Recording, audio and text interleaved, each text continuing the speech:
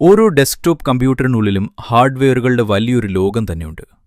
ഇതിന്റെ കേന്ദ്രഭാഗത്താണ് mother board സ്ഥിതി ചെയ്യുന്നത്. മറ്റു ഭാഗങ്ങളെ തമ്മിൽ ബന്ധിപ്പിക്കാൻ ഇതിൽ ധാരാളം ചിപ്പുകളും കണക്ടറുകളും സോക്കറ്റുകളും അടങ്ങിയിരിക്കുന്നു. ഇതിലാണ് കമ്പ്യൂട്ടറിന്റെ മസ്തിഷ്കമായ CPU ഘടിപ്പിക്കുന്നത്. ഇതിനുള്ളിലെ ഇന്റഗ്രേറ്റഡ് സർക്യൂട്ടാണ് കമ്പ്യൂട്ടറിനെ നിയന്ത്രിക്കുന്നത്.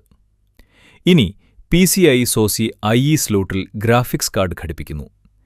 ഇതിന്റെ മധ്യഭാഗത്തായി GPUവും അതിനു ചുറ്റും മെമ്മറി ചിപ്പുകളും കാണാം.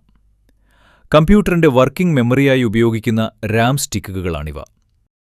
വിവരങ്ങൾ ദീർഘകാലം സംഭരിക്കാൻ NVMe, SATA എന്നിങ്ങനെ 2 തരം SSDകൾ ഉപയോഗിക്കുന്നു. കൂടാതെ റീഡ് റൈറ്റ് ഹെഡുകൾ ഉപയോഗിച്ച് പ്രവർത്തിക്കുന്ന ഹാർഡ് ഡ്രൈവുകളും ഇതിലുണ്ട്. ഇതാണ് സിസ്റ്റത്തിന് ആവശ്യമായ വൈദ്യുതി നൽകുന്ന പവർ സപ്ലൈ. CPU തണുപ്പിക്കാനായി റേഡിയേറ്ററുകളിലൂടെ വെള്ളം കടത്തിവിടുന്ന കൂളറാണിത്.